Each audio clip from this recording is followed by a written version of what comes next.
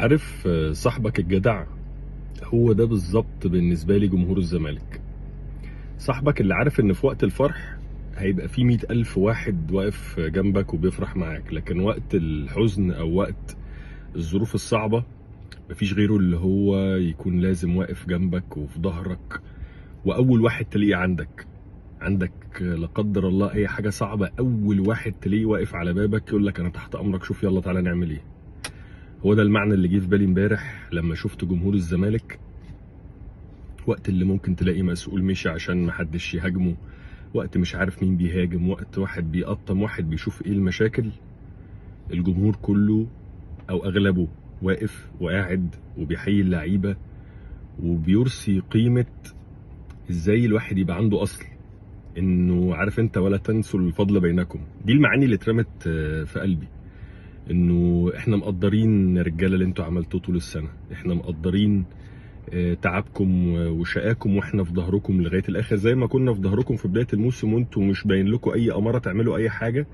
احنا بنشجعكم عشان تكسبوا، مش بنشجعكم لما بتكسبوا بس. الحاجه الاخيره اللي عايز اختم بيها حاجه تخص ناصر منسي وحاجه تخص عبد الله السعيد.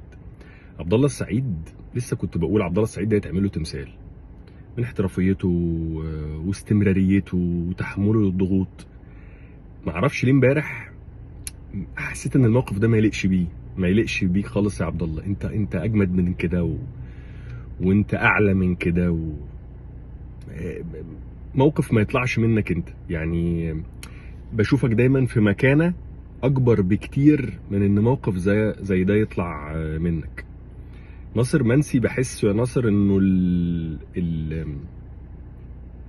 الحاجة اللي كانت بتميزك طول الفترات اللي فاتت وربنا جعلها سبب في نزول توفيقه عليك، هي ان انت دايما كنت بتعمل السالك واللي يفيد الفرقه من غير اي حسابات شخصيه، ما بتفكرش في نفسك، بتسيب الناس هي اللي تفكر فيك وهي اللي تقدرك. مش عارف ليه امبارح حسيت اول مره اشوف ناصر منسي لا انا عايز انا اللي اتبروز. فبحس انه من كرم ربنا ان لما واحد يبقى الديفولت بتاعه والطبيعي بتاعه حلو على الفطره السليمه الحلوه، لما يبتدي يبعد عنها شويه ربنا يروح مرجعه له لا ارجع تاني زي ما كنت. فحس ان دي امبارح رساله من ربنا ناصر، اللي هو ارجع تاني، العب اللي يفيد فرقتك والعب اللي يكسب فرقتك، وسيب ربك يكرمك ويوفقك ويخلي الناس كلها تشيد بيك وترفعك لسابع سما من غير ما انت تكون قاصد او مركز ان انت اللي تتبروز او ان انت اللي تطلع نجم الحكايه.